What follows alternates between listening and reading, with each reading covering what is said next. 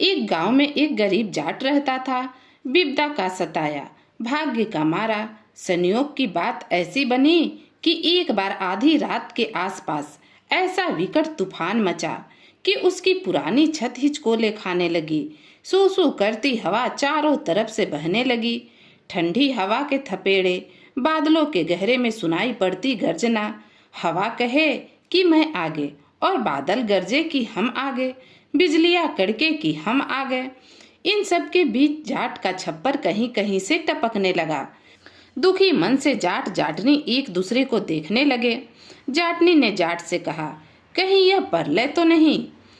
जाट बोला, बखुदा परलय ही हो जाए और क्या चाहिए। पत्नी खुशी जतलाते हुए बोली, तो फिर आपको क्या लगता है? फिर एक गर्म विश्वास के साथ जाट के मुंह से बोल निकले, अपने ऐसे भाग्य कहाँ, पर तेरा हृदय तो सच्चा है। बता, तुझे क्या लगता है? बिजली की चमक लुप्त होते ही घरवाली का चेहरा अंधकार में डूब गया।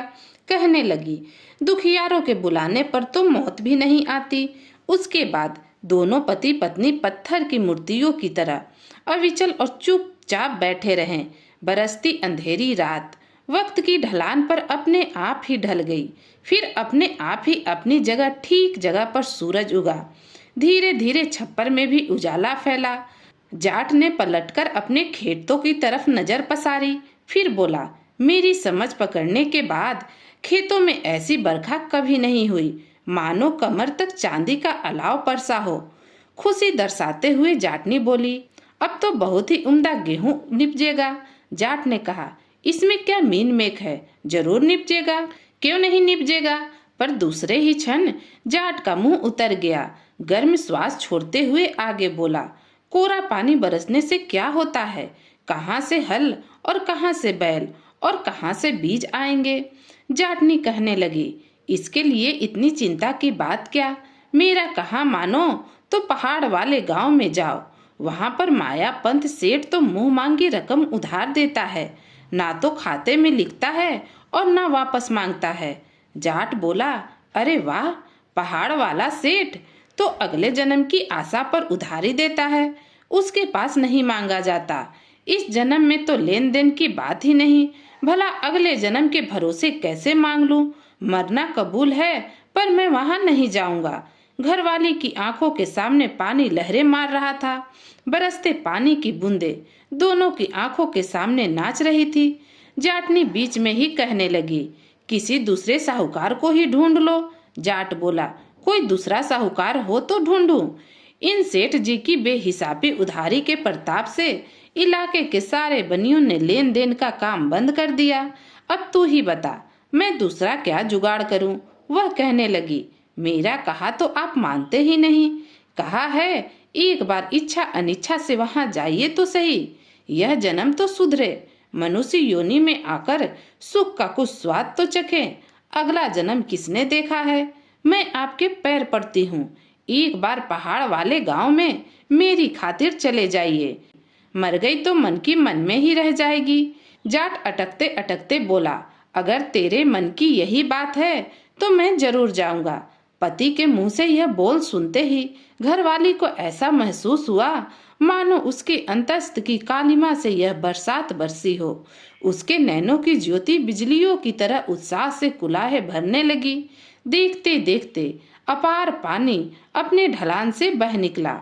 उस गरीब जाट के खेतों में भी पानी टकारे मार रहा था। वह दूसरे दिन नया सूरज उगते ही पहाड़ वाले गांव की ओर चल पड़ा। घर के द्वार पर खड़ी घरवाली जाते हुए पति की पीठ को एक टक निहार रही थी। मनुष्य के मन की गति भी समझ की गति से बहुत परे होती है। जिस बनिए की तरफ वह सपने में भी मुंह नहीं करना चाहता था, आज उसी रास्ते पर अपनी मर्जी से एक एक कदम आगे बढ़ा रहा था। सचमुच अगले जन्म को किसने देखा और न पिछले जन्म की याद आपका साथ करती है। दोनों जन्मों के रिश्ते का मेल कौन जानता है। इसी प्रकार की उहापोह में गोता लगाता पहाड़ वाले गांव में जा पहुंचा। मायापति सेठ के द्वार पर मांगने वालों का मेला लगा हुआ था। सेठ जी चबूतरे पर बैठे पालथी मारे विराजमान थे। दोहरी पीली पगड़ी, चेहरे पर नील वर्ण हल्की हल्की आभा। पास बैठा मुनीम, उनके मौन आदेश से नकदी बांट रहा था। 7 परात ऊपर तक रुपयों से भरी हुई रखी हुई थी। जाट मन ही मन सोचने लगा कि जब इतने लोग मांगने के लिए लपक रहे हैं तो मैं अकेला ही अगले जन्म की अकड़ क्यों रखूं। कोशिश करते करते जाट सेठ जी के पास पहुंच गया। सेठ ने मुस्कुराते हुए पूछा, फरमाइए कितने रुपए चाहिए। जाट ने कहा, 5,000 चाहिए, खेती होते ही मैं वापस कर दूंगा। तभी बीच में मुंशी परेशान होकर बोला, वापस की बात यहाँ नहीं होती, अगले जन्म के लेखे लेने हो तो बोलिए। उसके बाद कुछ बोलना सुनना बाकी रह ही नहीं गया। जाट ने नीची गर्दन किए रुपये अपने पल्ले पर बांधे और वहां से वापस मुड़ लिया। न्योली में रुपए डालकर न्योली को अपने कमर पर बांधा। नकदी का यह भार बढ़ते ही उसको ऐसा महसूस हुआ मानो फूल की तरह वो हल्का हो गया हो। सोचने लगा, अब तो बैलों की फबी जोड़ी, उम्दा हल, बेहतरीन बीज, उसकी मंशा के मुताबिक सारे काम हो जाएंगे। बढ़िया गेहूं का ढेर लगेगा। उसकी आंखों के सामने सारे चीज नाचने लगे। सेठ ने न स्वीकारा तो क्या, इतने रुपयों का धर्मादाय होगा, ना उसके भंडारों में अनाज खत्म होगा। इतने वर्ष व्यर्थ ही अभाव में भुगतते रहे। चलते चलते तालाब की पाल पर नजर पड़ते ही जाट को प्यास महसूस हुई। दौड़कर तालाब की ढाल पर पहुंच गया। कमोद सरीखा लहराता निर्मल पानी था। दोनों हाथों से पेट भर के पानी पिया। बाद में नहाने का मन हुआ। साफा उतार कर न्योली पर रखकर छपाक से पानी में उतर गया। भला पानी की शीतलता को कौन मात दे सकता है। लेकिन अगले ही क्षण कलेजे में आग का सरगम जुट गया। 4-5 भैंसें पानी पीने आई तो एक भैंस के खूर में उलझकर उसके पैसों की पोटली घसीटते हुई वहां पर चली गई। संयोग की बात कि फिर दूसरी भैंस ने उस पैसों की पोटली के ऊपर गोबर कर दिया। समूची पोटली गोबर के नीचे दब गई। जाट ने स्नान से निपटकर इधर उधर देखा तो पोटली नजर नहीं आई। दिल में चिंता समाई, यह क्या प्रत्याशित बात हुई। बदहवास सा होकर सारा किनारा खोज मारा पर उसे वो पोटली वापस नहीं मिली। अब उसके कहे पर कौन विश्वास करेगा। सपना शुरू होते ही टूट गया। फूटे नसीब के किसी के कारी नहीं लगती। मन से परे उसके पैर जबरदस्ती सेठ के घर की ओर चल पड़े। जब जाट वहां पहुंचा तो सेठ और मुनीम चबूतरे पर बैठे बातें कर रहे थे। जाट को लौटकर आते देखा तो मुनीम ने कहा, मूर्ख के सिर पर कोई सींग तो गड़े होते नहीं, पागल कहीं का, रुपए लौटाने आया लगता है। सेठ को इतना सब्र कहाँ, उतावली दिखाते सामने आ गया। होठों पर विचित्र मुस्कान बिखेरे बोला, भले मानुस, मेरी इस गद्दी का ढर्रा क्यों बिगाड़ रहे हो। मैं तो मरे ही यह रुपए वापस लूंगा। तब जाट ने विस्तार से सारी बात को घटनाक्रम से बता दिया। मेरे कर्म ही खोटे हैं, किसको दोष दूं। विश्वास ना हो तो मेरी तलाशी ले लीजिए।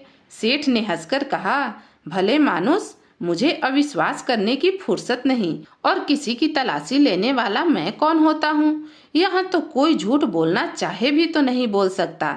जितनी इच्छा हो उतने रुपए फिर से ले जा। जाट ने कहा, आया तो इसी उम्मीद से हूँ। मुनीम बोला, यह तो आपका बड़प्पन है, पर आपको रात यहीं गुजारनी पड़ेगी। दिन चढ़ जाने पर सेठ जी काम सुलटाकर अन्न ग्रहण करके सवेरे आपको सबसे पहले रुपए देंगे। आप रुपए लेकर चले जाएं। जाट तो खुशी खुशी वहां ठहर गया। सेठ उसे अपने घर पर ले आया। पलंग पर साफ सुथरे बिस्तर बिछाकर सिन्हारे ठंडी मटकी रख दी। किस्मत ठीक हो तब इस तरह अजब तरजीत निकल आती है। मुनीम के जाते ही जाट लेट गया। बरसों बाद सुख की झपकी आने वाली थी कि तभी जाट के कानों में किसी की बातचीत की भनक पड़ी। चौंक कर वह उठ बैठा। इधर उधर देखा, कुछ भी तो नहीं। खूंटे से बंधी एक भैंस जुगाली कर रही थी और पास ही एक मरियल भैंसा बंधा हुआ था। भैंस जुगाली करते करते बोली, तू ठीक से कान देकर सुन तो रहा है। भैंसे ने कहा, सुन क्यों नहीं रहा, मैं कोई बहरा थोड़े ही हूँ। भैंस आगे कहने लगी, आखिर मेरा कर्जा तो उतर गया। अब तो सेठ मेरे पास से दूध मांगता है। सवेरे पास से दूध के बदले एक पल्ला घास खाकर मैं यह शरीर छोड़ दूंगी। कल उरी होने पर मैं अगली योनि देखूंगी। कहा सुना माफ करना, अब तू जाने और यह बाड़ा जाने और यह सेठ जाने। इस कर्ज के सामने न बाटा टिकता है न हरी घास। प्रतिदिन दुर्बल हुआ जाता हूँ। सेठ बेचारा खूब ही आराम से रखता है, पर कर्ज की चिंता बड़ी बुरी होती है। मुझे तो अभी 1000 रुपए चुकाने हैं। भैंसे के ऐसे बोल सुनते ही जाट के सुख की झपकी मीलों दूर चली गई। उसके कलेजे में ठनठन होने लगी। यह अगले जन्म का कर्जा तो बड़ा ही मुश्किल है। इसके बदले तो मैं भला और मेरा दुख। भला घरवाली ने जाने किस जन्म का वैर निकाला। भैंसा आगे कहने लगा, अब कैसे भी हो ठाकुर साहब के हाथी से मेरी भिड़ंत हो जाए तो यह कर्ज उतर जाए। मैं इस हाथी में 1000 मांगता हूँ। 1000 की होड़ में मेरी मुक्ति होगी। हाथी से हारने पर ठाकुर साहब सेठ जी को 1000 रुपए देंगे और उसी पल मैं यह शरीर छोड़ दूंगा। भैंस हड़हड़ हंसती हुई बोली, भला एक मरियल भैंसे से हाथी की क्या होड़ हो सकती है? तेरी अकल तो चरने नहीं गई। भैंसा सिर हिलाते हुए बोला, मांगने वाला सदा ही ताकतवर होता है।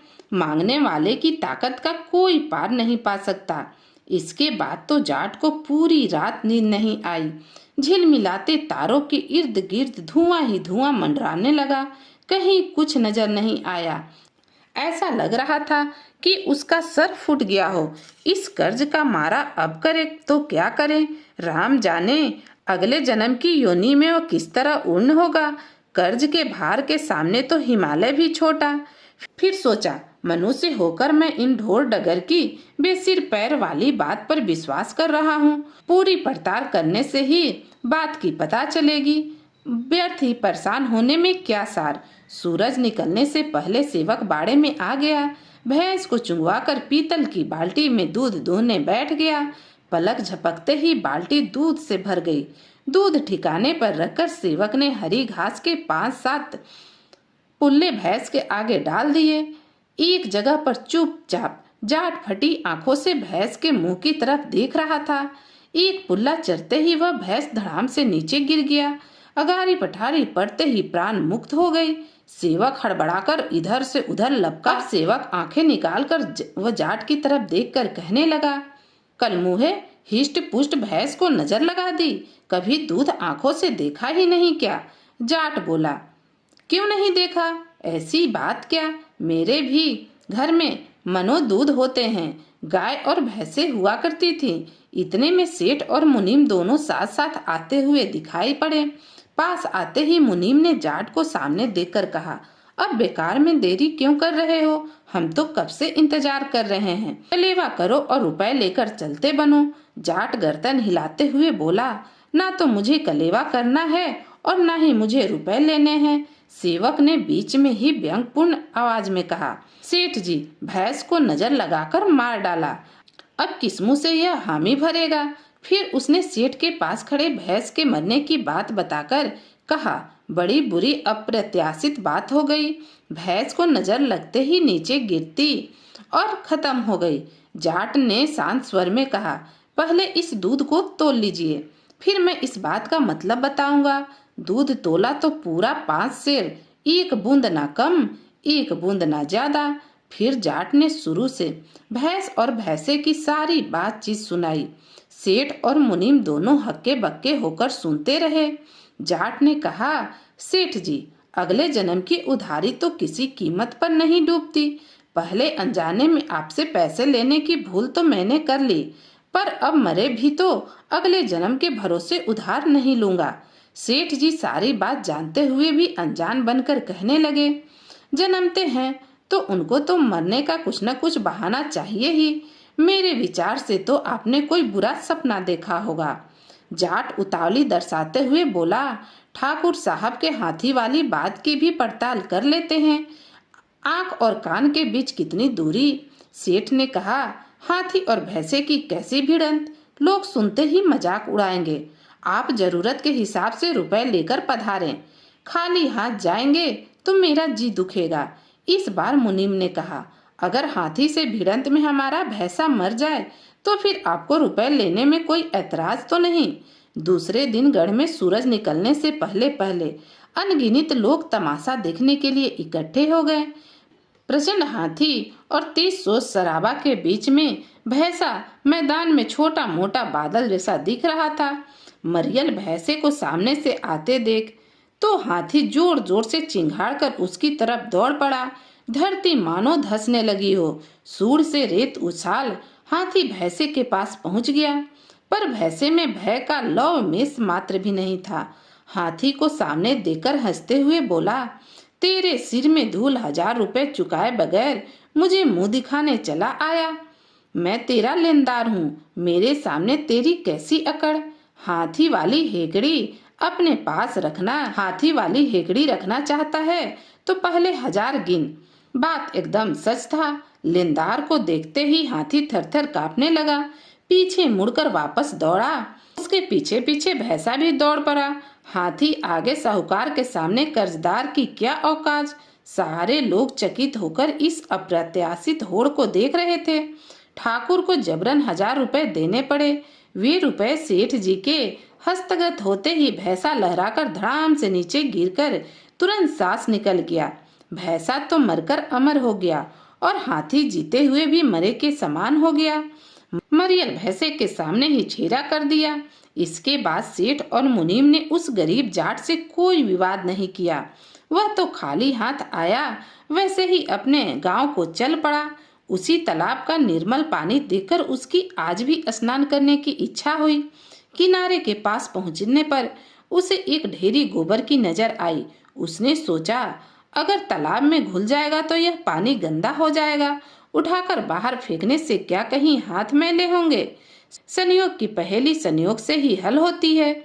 उसने गोबर में हाथ डाला तो उसकी नेवली साथ लटकती हुई नजर आई। यह तो वही बात हुई। नेवली को झाड़ पोंछ कर साफ पानी से धोया। फिर क्या देर थी, सीधे सेठ जी के पास पहुंच गया। अगले जन्म के भरोसे उधारी बांट रहे सेठ और मुनीम अंदर जाने ही लगे थे कि उस गरीब जाट पर उनकी नजर पड़ गई। सेठ जी ने कहा, इसका भी निपटारा करते चले। मुनीम व्यंग से बोला, यह तो अकड़ के मालिक थे, फिर से यह पधारे। मैं तो जानता ही था, झक मारकर वापस आना ही पड़ेगा। जाट पास आया तो सेठ मुस्कुराकर बोला, पधारिए ठाकुर साहब, बेकारी चक्कर खाएं, इसके बदले पैसे लेने की मेहरबानी फरमाएं। जाट ने नेवली आगे बढ़ाते हुए कहा, मेरा अहो भाग्य कि खोए हुए रुपए वापस मिल गए। रुपए स्वीकार कर मुझे अगले जन्म के कर्ज से मुक्त करे। मुनीम टोकते हुए बोला, हमें खामखा क्यों परेशान कर रहे हो? हमें घर जाकर जबरन तो रुपए तुम्हें पकड़ाए नहीं। इस जन्म के चुकाए तो हमारे यहाँ डरा ही नहीं। पहले सोच समझकर रुपए मांगने के लिए यहाँ आना चाहिए था। जाट बोला, यह जन्म तो बिगड़ा अपने हाथों से, अगला जन्म कैसे बिगाड़ूं? मेरी हाथ जोड़कर विनती है कि आप यह रुपए वापस ले लें। यह भार उठाने जितना मेरा सामर्थ्य नहीं है। सेठ जी सोचने लगे कि यह कर्जदार तो गजब का निकला, पर अब तो मैं अपनी गद्दी का ढर्रा नहीं टूटने दूंगा। मेरी प्रतिष्ठा इससे घट जाएगी और अगले जन्म के व्यापार की बरकत भी खूब है।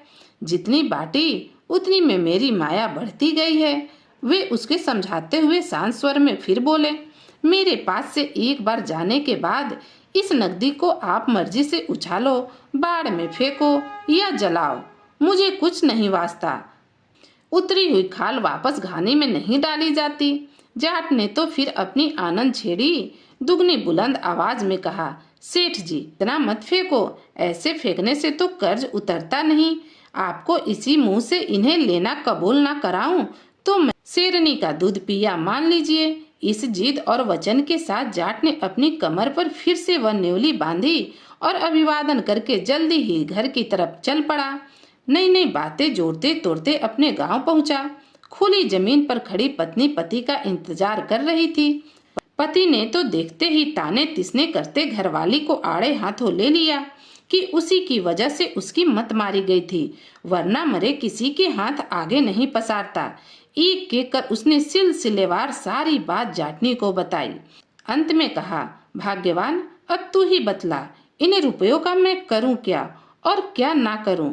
जाटनी तसल्ली से समझाने लगी, बढ़िया खेत, बढ़िया बीज और बढ़िया बैल खरीदिए, धरती हरियाली सहला आएगी, अनगिनत पंछी दाना चुगेंगे तब उनकी चोंचें आपकी आशीषें देंगी, इज्जत मान बढ़ेगा। घर की जरूरत का अनाज कोठर में डालकर उभरता अनाज बेच दीजिएगा। वापिस ब्याज सहित रुपए हस्तगत होने पर आपकी मर्जी, वैसा कीजिएगा। जाट ने गर्वित होकर कहा, भली मानुस, मुझे तो आज पता चला कि तू बहुत ही समझदार है। तुम्हारे कहते ही मैंने सारी युक्ति सोच ली कि कैसे मैंने सेठ का कर्जा चुकाना है। अब तुम देखते जाओ। और फिर उस दिन के बाद जाटनी देखती रही और उनकी गृहस्थी में नए नए बातें होती गई। नकदी के बल पर नगौरी बैल, बेवरा हल, उम्दा बीज के प्रताप खेतों में जबरदस्त गेहूं, पके अनाज चारों ओर ढेर लग गए।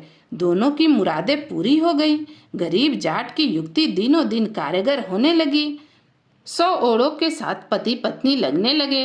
100 गिनती के दिनों में ही बड़े तालाब खोद खोद कर एकदम तैयार कर लिया। सुनसान घने जंगल के आसपास कोई ताल तलैया भी नहीं था। आषाढ़ की पहली बरसात के आगमन में ही तालाब में निर्मल पानी भर गया। फिर इसके बावजूद भी उस गरीब जाट के दिल में क्या खीस समाई कि किसी पंछी जानवर को एक चोंच ही पानी ना पीने दे। दिन रात तीर कमान लिए तालाब पाल पर खड़ा होकर रखवाली करने लगा। मजाल की कोई चिड़िया पर पखेरु तीर की कमान के नजदीक आ जाए, जानवर तो तीर की सनसनाहट सुनते ही भाग जाए। सहयोग की बात ऐसी बनी कि एक बार लखी बंजारे का काफिला वहां पर रुक गया। 2 दिनों से प्यासे बैल पानी की चमक को देखकर तालाब की तरफ दौड़ पड़े। जाट तीर कमान लेकर सामने खड़ा हो गया। कड़क कर ललकार कर बोला, खबरदार, जान प्यारी है तो बैलों को रोक लो, वरना एक एक को बीन डालूंगा। ललकार सुनकर लखी बंजारा रथ से नीचे उतरा और कहने लगा, भाई तू यह कैसी दुश्मनी निकाल रहा है? मेरे प्यासे बैल हैं। मुश्किल से खोजते खोजते यह तालाब सामने आया। अनगिनत गौ हत्या का पाप तेरे सिर पर मरे, तू यह कैसा पागलपन कर रहा है? जाट ने प्रति उत्तर दिया, इस पागलपन का कसूरवार मैं नहीं हूँ। पहाड़ वाले गांव का मायापति सेठ है, जो अगले जन्म के भरोसे थारी का धंधा करता है और उसके पैसों से यह तालाब खुदा है। बैलों को बचाना चाहते हो तो उसकी इजाजत लेकर आओ, इसके बाद मुझे कोई ऐतराज नहीं। लखी बंजारे ने सोचा कि इस पागल से कौन मगजमारी करे। रथ लेकर पहाड़ वाले गांव की तरफ चल पड़ा। तीर कमान से रखवाली कर रहा था।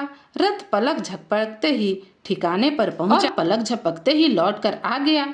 बंजारे के साथ हड़बड़ाहट में सेठ और मुनीम भी नीचे उतरते देखते ही उसे पहचान लिया कि अरे, यह तो वही अड़ियल जाट है जो उस दिन रुपए लौटाने के लिए कितना झगड़ा कर रहा था। मुनीम पास आकर इधर उधर थूक उछालते हुए कहने लगा, भला मेरे सिर पर बुराई का ठीकरा क्यों फोड़ते हो? आप जाने, यह तालाब जाने और यह लखी बंजारा जाने, इसमें सेठ की इजाजत का क्या लेना देना? प्यासे बैल सुलगते स्वर में बेवो कर रहे थे। लखी बंजारे के इशारे के बिना एक कदम भी आगे बढ़ना उनके बस की बात नहीं थी। सेठ जी के कानों में करुणा का समंदर गूंजने लगा। जाट ऊंचे स्वर में बोला, आपने किसी भी कीमत पर वे पैसे ना स्वीकार किए। लाचार होकर उस पैसे से यह तालाब खुदवाया है। मेरे कर से मुझे उतरने की इजाजत दें तो मैं बैलों के यहाँ पानी पीने दूं, वरना यह पाप आपके मत्थे चढ़ जाएगा। प्यासे बैलों की दुत्कार पुकार सुनकर मानो कानों में मवाद के रेले उतरने लगे। अगर इसको अनसुना करे तो सेठ के साथ तो जन्म बिगड़े गवारा। जाट कैसी उल्टी पुल्टी पहेली बुझाई। सेठ जी का दिमाग मानो भट्टी सा सुलगने लगा। जाट के पास आकर उसके कंधे झचकोरते हुए बोला, जा, तेरे कर्ज की भरपाई करता हूँ, मेरी इजाजत है। अब इन बैलों को मत तरसा, तेरे मेरे बीच सरोवर पानी का रिश्ता है। गरीब जाट ने तीर कमान को दूर फेंक दिया और बोला, अब मुझे कोई ऐतराज नहीं। लखी बंजारे ने रथ पर चढ़कर किलकारी भरी। उस किलकारी के साथ बैल पलक झपकते ही तालाब के किनारे जा पहुंचे। देखते देखते अनंतों की उड़ान भटके पक्षी उस सरोवर की दिशा में नीचे उतरने लगे। अनगिनत जानवर जलता कलेजा लिए उस सरोवर की तरफ दौड़ते चले आए। किसी पंछी जानवर को अपनी प्यास को छोड़ दूसरे का कोई ध्यान नहीं था। अपनी प्यास बुझाने में सारे पंछी, सारे जानवर मगन थे। दोस्तों, कहानी यहीं खत्म होती है। अगर आपको यह कहानी पसंद आया तो चैनल को लाइक करें, शेयर करें और सब्सक्राइब करें। कहानी सुनने के लिए आपका बहुत बहुत धन्यवाद।